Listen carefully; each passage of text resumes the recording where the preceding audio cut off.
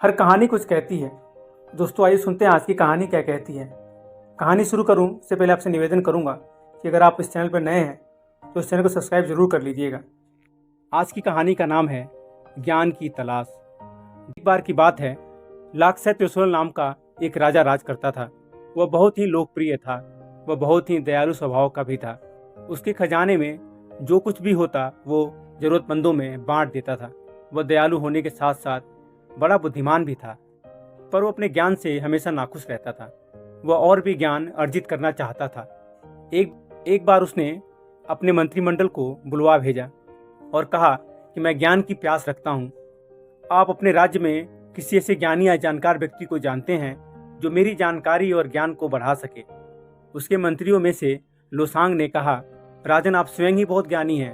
अब आप क्या जानना चाहते हैं? क्योंकि आपके जैसा ज्ञानी तो अभी यहाँ कोई नहीं है। आपके राज्य में भी सभी आपके भांति ही ज्ञानी लोग हैं, साथ ही आपके भांति ही उनका हृदय भी बिल्कुल साफ है।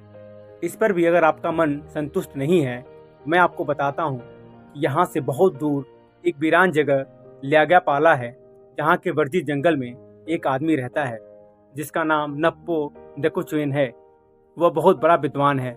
अगर आपकी भेंट उससे हो जाए तो वो आपके ज्ञान की पिपासा को तृप्त कर सकता है। अपने मंत्री से यह बात सुनकर राजा बहुत खुश हुआ। उसने अपने आप को सामान्य वेशभूषा में तैयार किया। उस गुरु के लिए उसने एक छोटा सा सोने का टुकड़ा लिया और जंगल की तरफ बढ़ चला। पूरे जंगल में राजा ने उस विद्वान की तलाश की। अंत में राजा की उस आदमी से भेंट हुई। राजा ने देखा कि वो सिर्फ अपने कमर के नीचे वाला वस्त्र ही पहना है। राजा को वो एक कसाई के जैसा दिखा।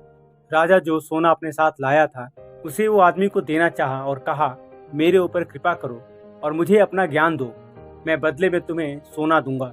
जबकि नक्पो को लगा कि वो अपने वादे पर अडिग नहीं रहेगा।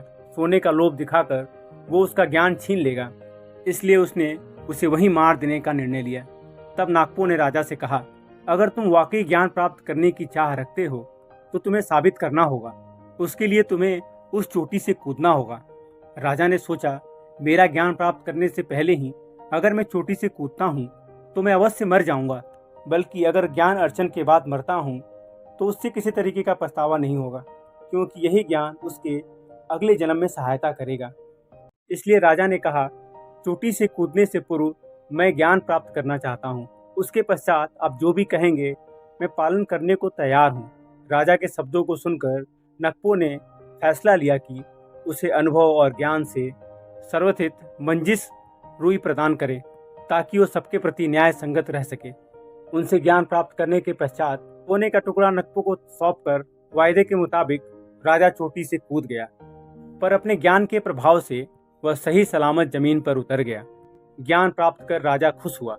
उसके बाद राजा अपने राज्य में लौट आया और न्याय संगत राज शासन चलाने लगा। कुछ दिन बाद नक्पो उस राजा के राज्य में ही अपना सोना बेचने के लिए आया। सैनिकों ने जब अपने राजशाही चिन्ह वाले सोने को उसके हाथ में देखा तो उन्हें उस पर संदेह हुआ कि इस जर्जर और बूढ़े व्यक्ति के पास ये सोना कहाँ से आया।